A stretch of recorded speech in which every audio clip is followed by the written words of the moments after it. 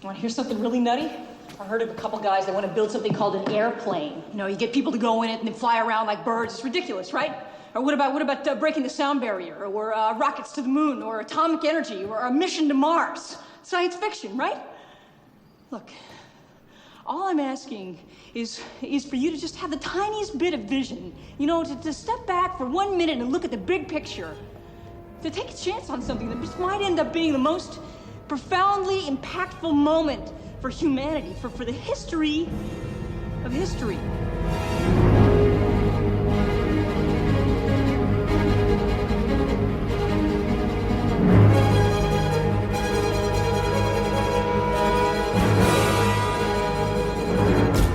Hi, welcome to the 90s and Beyond, the film podcast that covers movies of the 1990s as well as other movies that were sequels to or influenced by or spin-offs from movies that came out from the 1990s.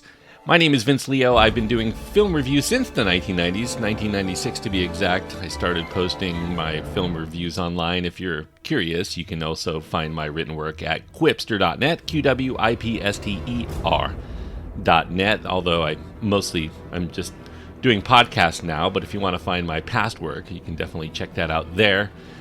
I also do another podcast that's very similar to this one called Around the World in 80s Movies, and as you probably could guess, it is covering films of the 1980s as well as older films that kind of lead up to those movies of the 1980s. If you're interested, you can check out the link to that at quipster.net. Today, the film I'm going to be reviewing from the 1990s came out in 1997. It is Contact. Contact is a science fiction, tries to be science fact. It's basically a science drama. It is a PG-rated film. It does have intense action, mild language, and a scene of sensuality. The runtime is 2.5 hours. The main star is Jodie Foster, with a sizable supporting role going to Matthew McConaughey, Tom Skerritt, William Fichtner, James Woods, Angela Bassett, David Morris, John Hurt, Jenna Malone, Rob Lowe, Jake Busey, among many others in the cast. The director of Contact is Robert Zemeckis, and the screenplay is credited to James V. Hart and Michael Goldenberg. Now, Contact was a film that was over 20 years really in gestation. It took a long time to go from idea to the screen. In fact, it took a few detours here and there. If you really want to get to the basic origin of it, you could start back, presumably, in 1975. Acclaimed filmmaker Francis Ford Coppola, he had just directed a lot of big films for, obviously, the theater, but here he started developing a project for television. It was for CTW Productions, CTW a subsidiary of the Children's Television Workshop, the production house that really made stuff like Sesame Street and The Electric Company for television. And Coppola was going to be writing, directing, and producing for CTW a 3 to 5 hour television event that was supposed to air on NBC sometime during the 1976 to 1977 season. And the project was, at that time, it was entitled The First Contact. And the project was intended as kind of a modern update to War of the Worlds, at least that radio broadcast of War of the Worlds where people thought it was actually happening. And this was going to be with an eye toward even more realism in trying to portray humanity's first encounter with aliens. So rather than aliens coming down and invading Earth, it was basically the way that we might communicate with an extraterrestrial intelligence in real time. And due to his work for the SETI project, SETI standing for Search for Extra-Terrestrial Intelligence, noted Cornell University astronomy professor Carl Sagan, he was hired as a scientific advisor, the scientific advisor for The First Contact. And Sagan began compiling his theoretical musings on the topic of communication with intelligent extraterrestrials. He felt this material, as he was compiling it, probably would make a good companion book for the TV special. So Coppola, he was amenable to Sagan putting it together into a book form, so long as the proceeds of that book would be split 3 ways between Sagan, CTW, and Coppola's company Zoetrope. Unfortunately, the production would never get made. Coppola, when it finally didn't come to realization, returned his focus to doing feature films. Sagan embarked on a TV effort of his own for PBS soon afterward, a 13-episode TV docuseries called Cosmos, from which he derived a lot of fame. Go forward a few years, 1979, a junior development executive for Polygram Casablanca named Linda Obst. She was searching for feature film ideas for the company. Obst happened to be best friends with Ann Druyan. He was the creative director for NASA and co-writer of Cosmos. Obst became good friends after having met both Sagan and Druyan at the same party, Nora Ephron's party, back in around 1974. And she also was their editor. She was editing for New York Times Magazine, and Sagan and Druyan would regularly publish work there. She found them very fascinating people to hang around all the time. Sagan and Druyan were a romantic couple at the time. Sagan was married, but he was separated. They were out in Los Angeles filming Cosmos at the time, and Obst was hanging out at their house, and she asked them if they happen to have any story ideas that might make for a good movie. And Sagan thought for a moment, and he mentioned that he actually did have an idea that he had been trying to kind of cultivate for some time, the fictional hypothetical scenarios that he had done on the SETI project on how humanity would handle their first encounter with extraterrestrials. Obst took it to her boss, the head of Casablanca Filmworks, Peter Guber, and he was delighted. He thought this was actually a pretty good idea that could be made into a movie if they developed it right. He offered Sagan a percentage deal as well as a co-producer credit if he would develop the story into something that they could make into a feature. Guber's excitement really was ecstatic to be working with Sagan. He started courting studios immediately, and he even published a full-page ad that they were going to make the film with Universal Pictures, who seemed the most likely, the most interested at the time back in 1981, even though they hadn't quite signed the deal yet. Sagan and Druyan, they worked together. They developed a fresh storyline based on Sagan's initial musings, and they enlisted help from others to try to shape it into what would be a movie-type form. So Linda Obst was very instrumental in helping them along the way. And they also listed the services of their regular collaborative partner, a jet propulsion engineer and science fiction writer named Gentry Lee, who helped form Carl Sagan Productions. And together they decided they were going to make, at the center of the story, a woman. Druyan was influenced by the historical story of early astronomer and mathematician Hypatia of Alexandria, because she had just been recently reading about the account of Hypatia in Edward Gibbon's book. Edward Gibbon's the historian, had a book called The History of the Decline and Fall of the Roman Empire. The Alexandria Library was a subject for the 13th and final episode of Cosmos called Who Speaks for Earth, in which Carl Sagan reflects on who'd represent humanity to extraterrestrials, very much in tune with exactly the movie they were trying to make here. In their historical take of the story of Hypatia, she was murdered by a mob of fanatical Christians who burned the Alexandria Library down and destroyed the vast amount of knowledge within, setting back all of the accumulated scientific advancements in the reading material in that library for centuries. This was all apocryphal, though, because this library actually, if you study history, you know that the Alexandria Library had ceased to exist prior to Hypatia's birth, so not quite accurate there, unfortunately. But nevertheless, they still wanted to form a story where the female hero leads an adventure while the men stay at home, and her scientific advances, her achievements, would stir up a similar fanaticism against knowledge because scientific advancements were somehow threatening the religious beliefs of the time.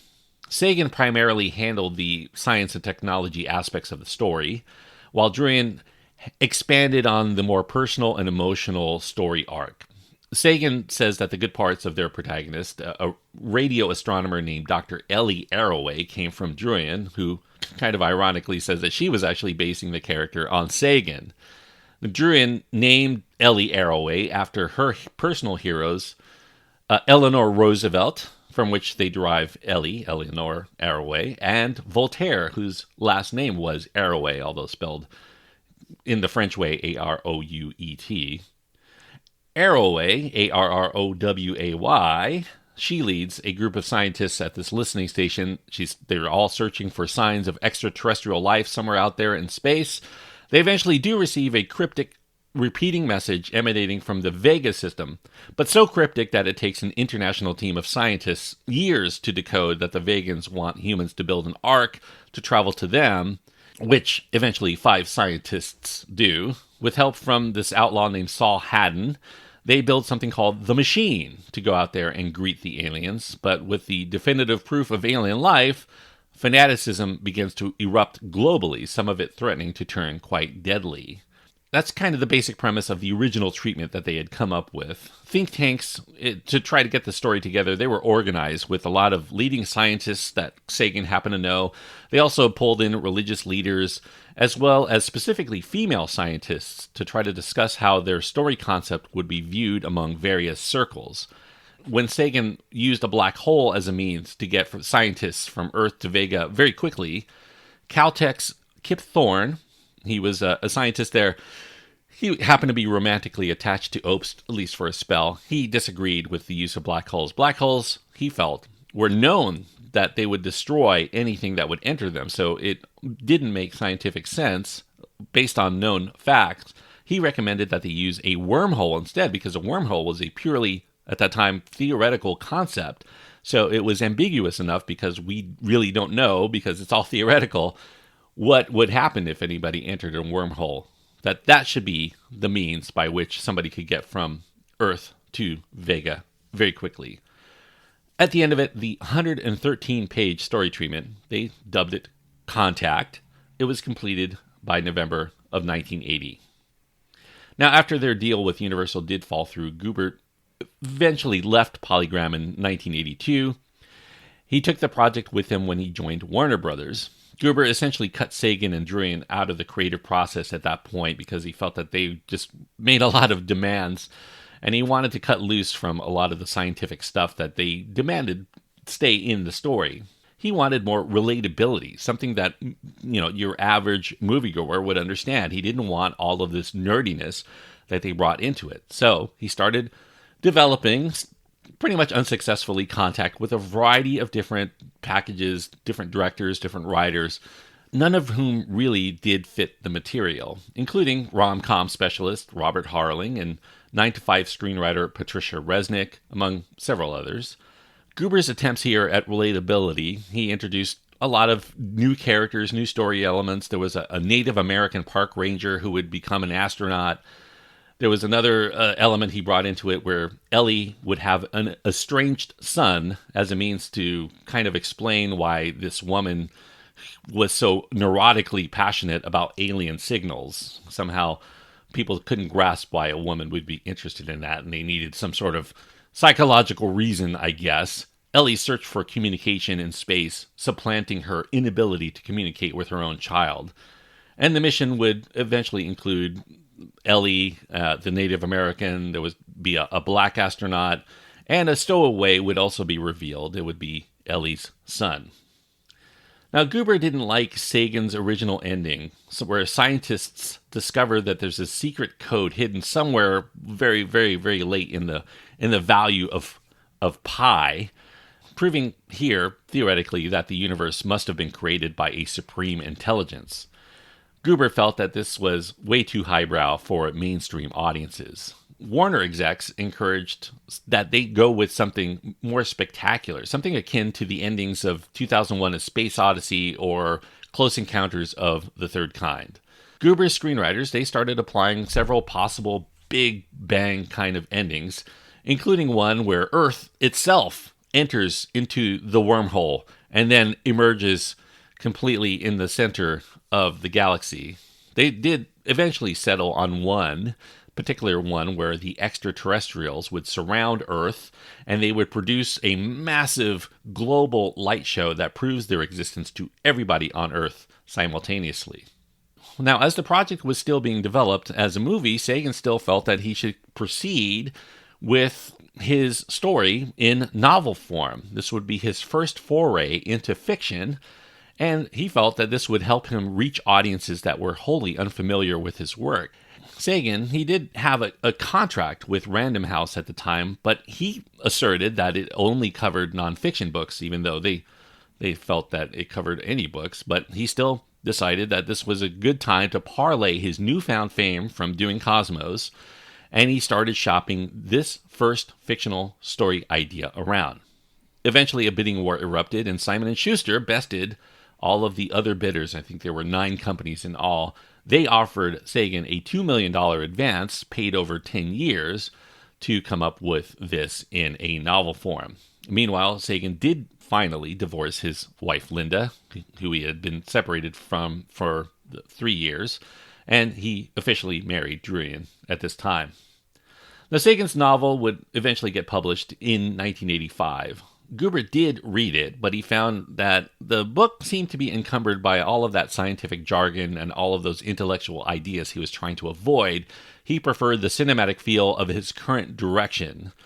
Guber hired Gentry Lee from Carl Sagan Productions, who helped develop the original story idea. He came in to co-produce as well as work with his screenwriters to keep them somewhat on track. Further deviations from the original story did emerge because Warner executives felt that Ellie was coming across like a nerd, and she would therefore not be relatable to younger audiences who would feel that watching all of these scientists doing their work was really boring to watch on a film form. They wanted, if they were going to show lab facility scenes at all, every one of them should have these exciting eureka moments so that people would stay interested. Steven Spielberg was obviously one of the first ones that they asked to direct, the first one. He did give it some consideration. He thought, well, maybe this could represent the third of his Alien trilogy after doing Close Encounters and E.T. Maybe this would fit in, but ultimately he did decline because he wanted to do other things. Eventually, there were a number of other directors that they sought, but none of them really panned out, including Richard Donner, among others, before Warner finally secured someone who was interested, Roland Joffe, the director of The Killing Fields as well as The Mission, except he eventually did start to move on to other things when it seemed like it was going to be a while before it was ready to be made. Warner, though, after all of these many years in development, started to grow tired of seeing Guber doing nothing with Contact, so they finally took it off of his hands when he left Warner to run Sony Pictures. Warner's incoming executive, Lucy Fisher, she refused Guber's offer to repurchase the story rights and instead handed over the project to their newly made Warner executive named Linda Obst. Yes, Linda Obst. They didn't realize at the time that she was the one who originally developed it as a film.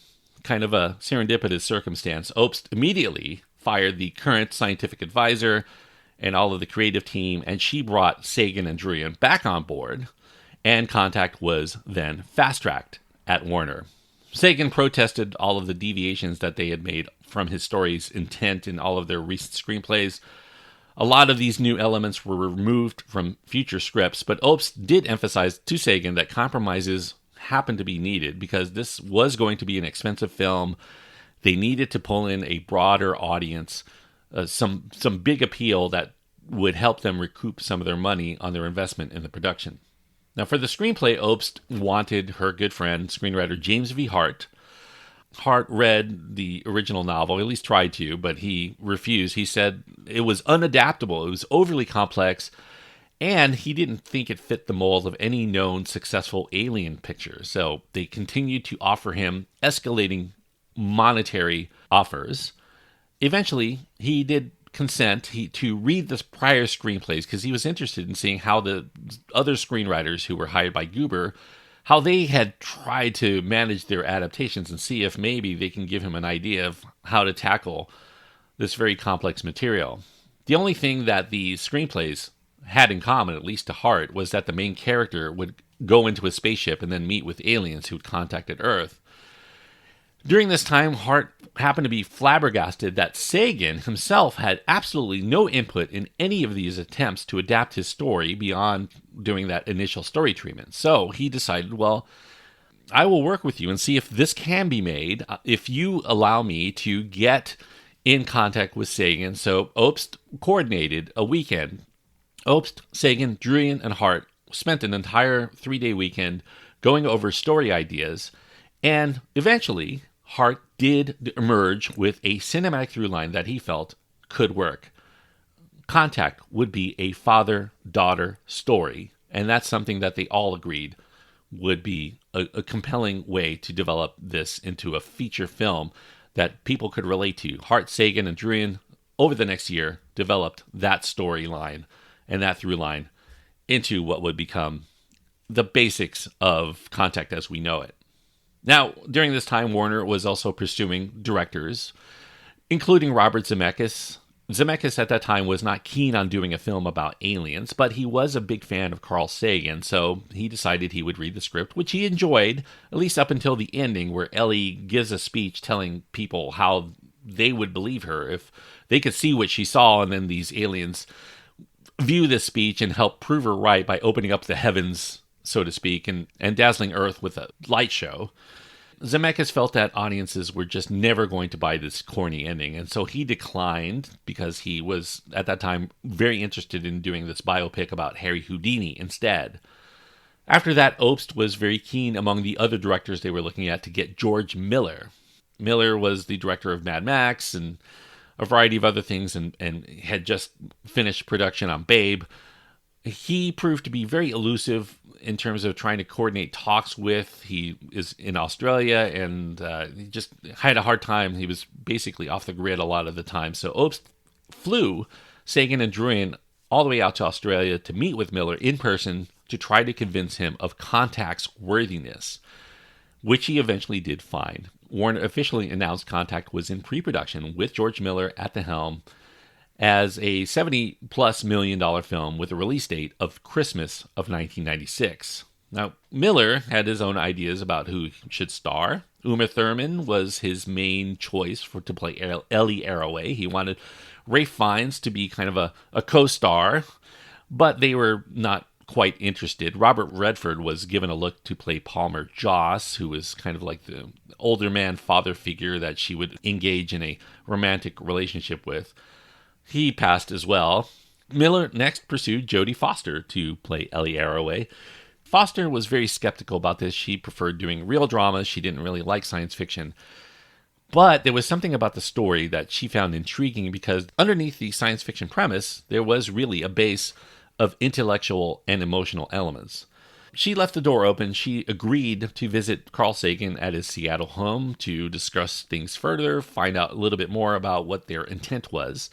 And that's where they really connected very strongly.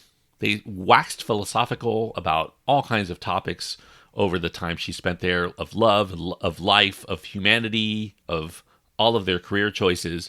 And in that time, Foster found Sagan to be very passionate about science in a way that she felt she could bring that passion to Ellie if the screenplay could be further developed in that regard. After their meeting, Sagan and Druyan looked at each other and said, "Ellie lives." Given Foster's emphasis on trying to develop her character a lot more emotionally, Warner decided that Hart's plot was good, but his story itself was very heavy on science and math, and it didn't have a good defined character arc for Ellie. So Ellie seemed to remain aloof, and her motivations were enigmatic. Warner also wanted Ellie, they felt, to be something more relatable to audience. Maybe she should be trying to have a baby throughout the course of the story and then maybe get pregnant by the end of the film. They felt audiences would never really relate to a woman somehow dedicating her life to her career instead of trying to start a family. Miller felt Warner's suggestions were more evocative, though, of a typical Disney film. He felt that Contact should not be just another formula Hollywood story. He should go into a direction that it should naturally go. Miller started coordinating with this other screenwriter named Menno Meyjes. Meyjes and Miller met at a barbecue just not too long before, and Miller felt that Meyjes' subversive tendencies could make Contact even edgier. So Meyjes, with the help of Miller's frequent writing collaborator named Mark Lamprell, they started strengthening a lot of the story elements to create more conflict. The media would be much more involved in their story. They would expand the terrorist elements that Hart had alluded to in his screenplay. And they also fleshed out, because Warner wanted it, Ellie's romance with this spiritual advisor and religious power player named Palmer Joss, which they decided to combine 3 different characters into one to condense all of these science versus religious themes. Now, Foster started, at this point, growing somewhat wary of the current direction of the story, because the script had started expanding. It was now, and it went from like 120 pages to over 200 pages, and it was beginning to take a lot of strange turns that she compared to like a combination of elements of Lorenzo's Oil and David Lynch's Eraserhead. Just hard to grasp. Obst, sensing that things were turning sour, replaced Mayes with Michael Goldenberg. Goldenberg happened to have worked on an early draft of Contact, one of those ones under Goober that Warner seemed to like the most. Goldenberg was known for building characters surmised that Ellie should be looking to the stars because she was avoiding looking within herself. That was her motivation. And Goldenberg regularly consulted with Sagan himself on approval for all of his new ideas he wanted to bring into the story. He wanted, if nothing else, to strive to emulate the same sense of awe and of wonder for the universe that Sagan held. Sagan was also instrumental in the story development because he knew all of the politics that were involved in science and keeping that feeling very realistic. Now, once Goldenberg's treatment was completed in 1994, Obst and Warner finally felt they had an absolutely winning script. But it wasn't a unanimous decision. George Miller felt it still wasn't ready, and he ordered another revision, one which Foster did finally approve after this draft. She was ready to go. She accepted the lead role for a reported $7 million, and she was fully committed at this point. She identified with the Ellie of this script as a consummate outsider whose success represented female empowerment, but her journey is not necessarily female. It is a human journey, and it would be about finding the meaning of life rather than the typical Hollywood trope of a female journey to find love. Well, Foster immediately took to trying to understand astronomy. She pulled together a lot of big astronomy books, very heady astronomy books, to try to give her portrayal conviction. She wanted to see the importance of astronomy because she had difficulty fabricating emotions for something that she herself did not actually care about. Now, although Foster is a very educated and very intelligent person, she was a Yale graduate, magna cum laude. Her degree was in literature, yet she felt completely illiterate when it came to science.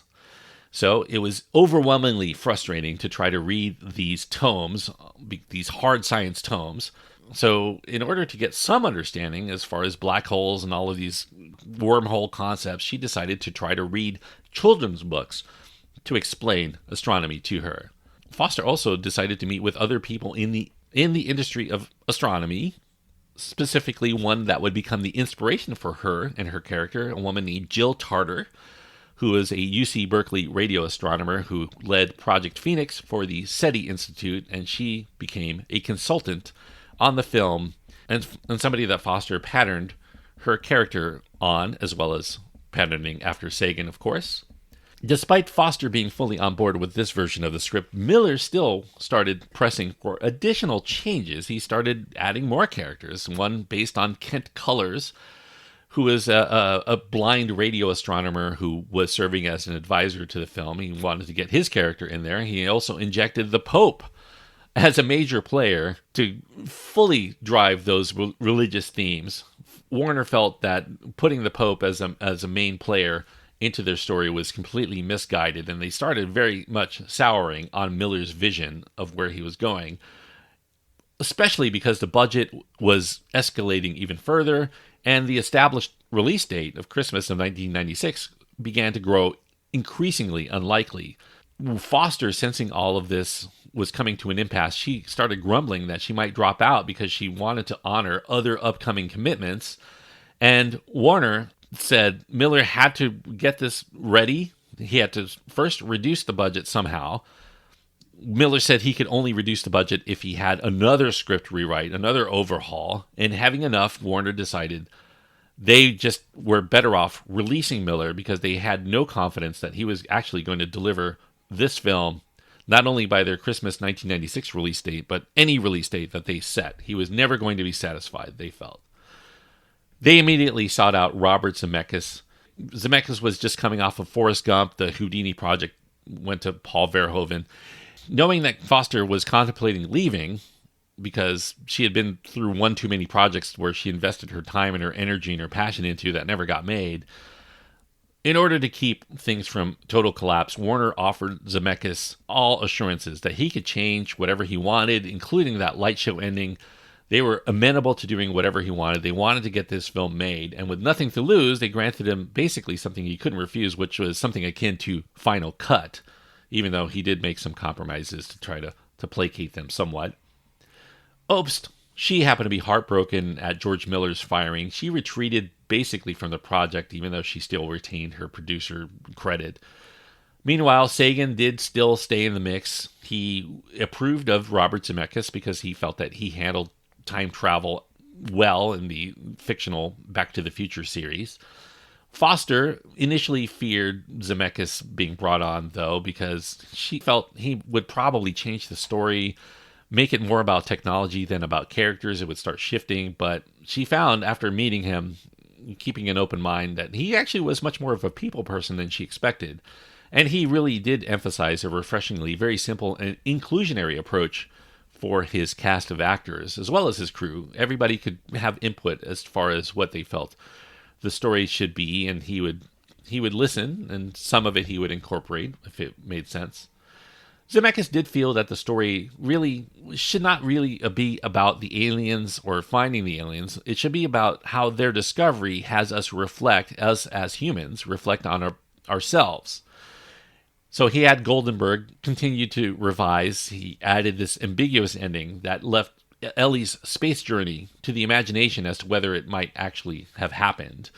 He felt that any other definitive explanation would ring false. So Zemeckis also felt that Contact's strongest theme would be the need for tolerance of the beliefs of others. For most of our existence, of human existence, we answered life's mysteries with God. God was responsible for anything we didn't understand. As we began to study science, we began to answer those questions with scientific reason, especially as it relates to the universe. As we find out more, we have more scientific rationale. So as we replace those answers, where does God go?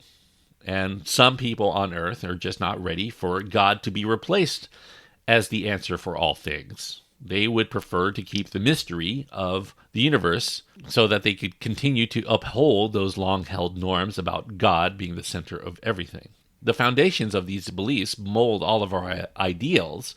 Disrespecting those ideals will lead others to feel that they need to take to violent extremism to keep people from knowing more. It becomes an anti-intellectual premise so that they could uphold those lives and lifestyles and those life beliefs that they've always held. But everybody is really prone to becoming a zealot. Even a scientist can be a zealot.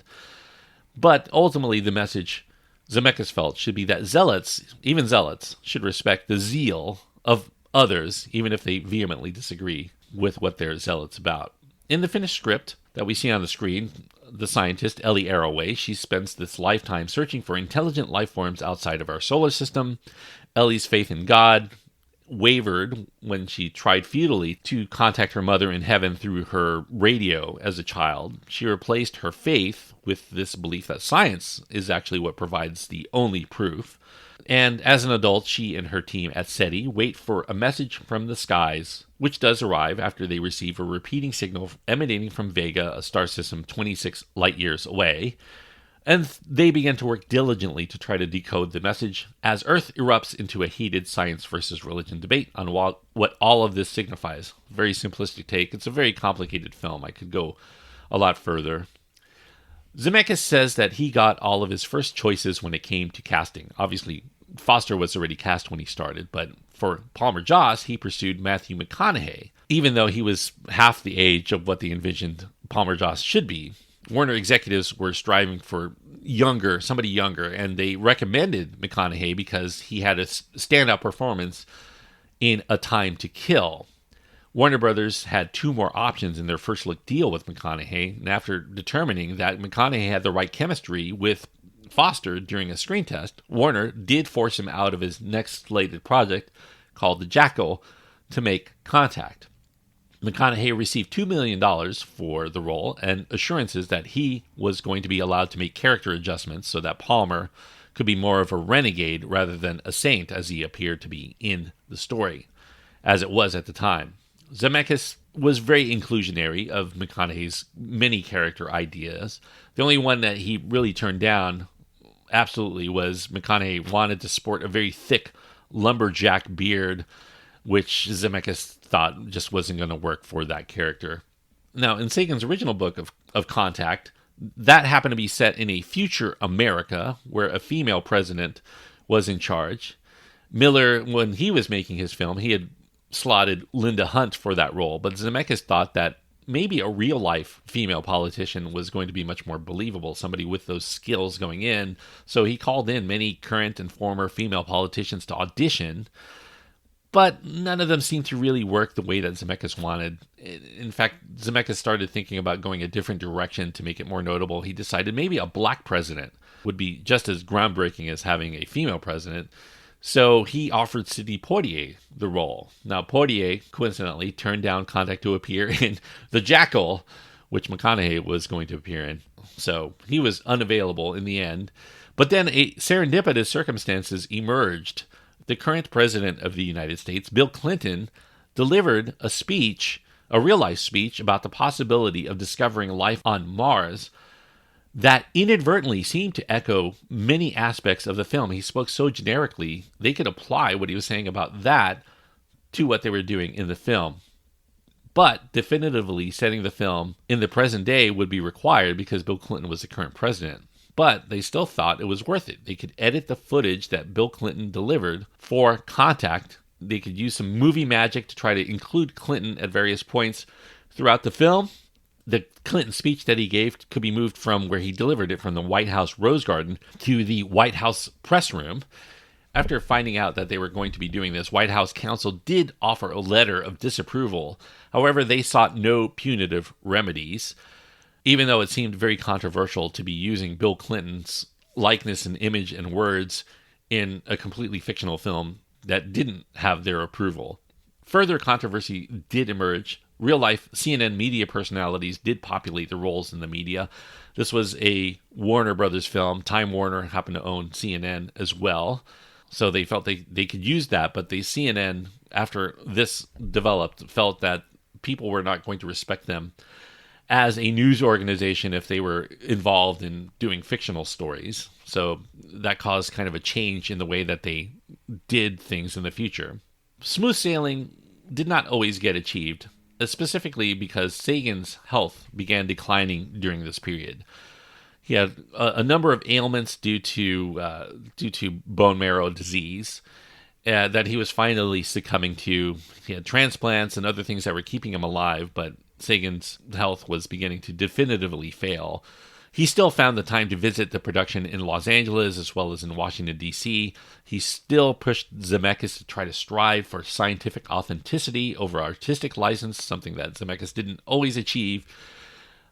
Sagan repeatedly promised to his wife, Durian, that she would not have to go to the movie premiere alone. He was going to be alive to see it, but unfortunately, it was not to be.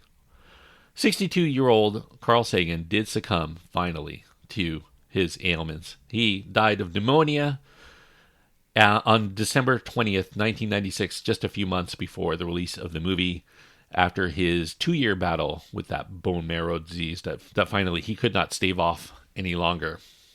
Durian was mourning, obviously, for some time, but only for a few days did somebody allow her to mourn. Francis Ford Coppola re-enters the scene. He formally filed a lawsuit that he had been threatening since November of 1995 when he sent Sagan a letter demanding a profit share of Contact as a movie.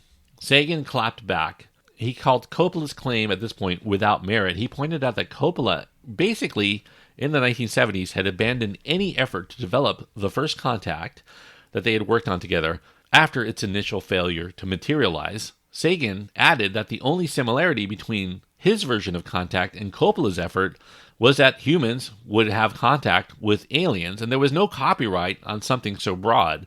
And besides, contact was public knowledge for 15 years, including a best-selling book, yet Coppola at no point in that period of 15 years sought a share, not in the script development, not in Sagan's $2 million advance, not in any of its book sales, or anything until 1995 when it was actually a go as a film. Coppola was seeking $250,000 in damages, as well as an injunction against Warner Brothers to prevent the film from being distributed. Obviously, Druin, still in mourning, she was sickened and outraged by this lawsuit. She called it absolutely unconscionable that Coppola would wait for Sagan's death to bring this forth. Furthermore, she claimed the suit defamed Sagan's memory, as well as it defied his spirit of collaboration. Coppola here was claiming ownership of this idea that Sagan had been writing about, theoretically, since he was 15 years old. So for him to say that any movie that Sagan developed in which humans contact aliens was his own was absurd. Warner, though, told Druin that they surmised that there was more at play. Coppola was pushing because he was retaliating against the studio because the Warner prevented Coppola from moving Pinocchio to Sony due to their creative differences. That was his motivation for kind of sticking his thumb in the eye of Warner, not necessarily going against Sagan. In February of 1998, this lawsuit ended up getting dismissed out of court. Coppola really could not produce a legally enforceable contract he had between himself and Sagan at the time they were developing the first Contact for television. And even if he could, he had waited beyond the statute of limitations before he finally brought his lawsuit. Coppola did appeal, and he did lose on appeal the following year as well. So, with everything still a go, Zemeckis did complete his film. Test screenings, though, produced unenthusiastic audience responses. They did not like the ambiguous ending, and they also felt that the closure of Ellie's story arc was unsatisfying. Goldenberg decided that they were going to add a last-minute capper that would suggest Ellie's experience likely was not just her imagination. It was a tip of the hat to audience members without officially saying that it was more likely than not that Ellie did experience this journey. Zemeckis also decided to film an epilogue of his own where Ellie, at the end, is teaching the next generation about what's out there. That replaced his original ending that he had made kind of to please Warner, where she's talking on a cell phone to Palmer Joss, and that implies that she is pursuing a romantic relationship. He was never quite satisfied with that ending anyway. The story really should be about Ellie finding value in continuing to look out there somewhere for meaning. Now, due to this mixed early reaction in those test screenings and not wanting to overextend itself in competition with a lot of bigger and flashier films, during the summer of 1997, its new release date, Warner Brothers decided to only release Contact into half the theaters that normally a big studio release would garner, of 1,500 theaters. But it did finally catch on. Momentum did strike. Contact did earn its money back. It made about $170 million worldwide off of, in its end, a $90 million budget. So a modest success in the end. As far as Contact as a film, it is kind of a rarity in terms of high-budget science fiction because it's assuming that we in the audience do want intelligent and emotional fare instead of just a lot of ironic dialogue and nonstop special effects, which typically populated science fiction during the mid-1990s, especially ones involving aliens. And it also plays out very plausibly in terms of its political viewpoints and this science versus religion debate shaping public opinion. And that same debate does rage in the work of many astronomers like Sagan, who are challenged to try to resolve whether the majesty and the design of our universe are the results of just completely random scientific events, or if all of this is a sign that there is indeed a supremely intelligent architect responsible for it all. Now, there is a broadly entertaining aspect to Contact that speaks to general audiences, which will probably ruffle some feathers among people who think that it should be untethered to having to be a crowd pleaser, which it most certainly is. I do think that there's still enough intelligence in Contact to qualify as a thinking person's populist science fiction film. Know that it's a populist film, but know that it is actually more intelligent than most populist fare, especially of its era. I do think it effectively captures the mystery, the wonder, the awe that would definitely occur in the event of contact with an alien civilization. And it does retain a grounded sensibility that's unique among films that cover this subject. And that's not to say that the visual effects are not impressive. I didn't go into, to a large extent, the visual components of the film, which are immense and part of the appeal of Contact. It will sate eye candy lovers in its way, but those are not really the main selling point as to why I would recommend Contact to most people. Unlike other science fiction releases of the modern era, where you would just say, hey, it's a great effects film, go see it, this definitely, you would say, go see it for reasons that are completely beyond the special effects. You got a very strong performance from Jodie Foster.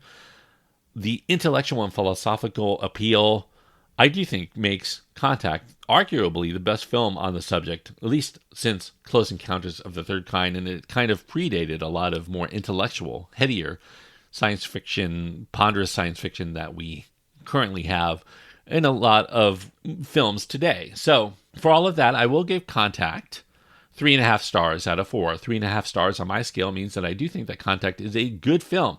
Definitely worth recommending to most people who find this subject matter interesting. I do not think that you need to be a science fiction fan to thoroughly enjoy Contact because it is a human drama at the core. It definitely transcends its science fiction premise to become about something more, about humanity and about ourselves and what we are and should be striving for as a people and what we value, especially in terms of tolerance for each other's points of view, something that definitely we probably should strive for today in this era where people speak a lot but don't spend a lot of time listening to others. 3.5 stars out of 4 is what I give Contact. Now, Contact has grown over the years. There are a lot of people that think Contact is one of the best films of the 1990s. There are others who still have not really quite come around, so it's a slightly divisive film, but I think mildly so. I don't think that the people who deride Contact are very strong in their passion against Contact. It just for some reason doesn't grip them in the same way that it does for many others who have found it to be extremely motivating, especially women who decided to pursue a career in science because of Ellie Arroway's storyline here. There was a stage musical adaptation that was created and it debuted in Seattle in 2009. Anne Druyan did approve of the production. I don't think it really caught fire, but some intent there to continue Contact in terms of other mediums beyond book and movie. George Miller, he did end up suing Warner Brothers, although unsuccessfully, for a breach of contract when he was fired. Miller has gone on in recent years to say that his version of Contact would have been very similar to another Matthew McConaughey vehicle that Linda Obst developed over the years, Christopher Nolan's Interstellar. He said that his version would have been very similar, not necessarily story-wise, but very similar in its approach to kind of unlocking mysteries and kind of transcending the mundane.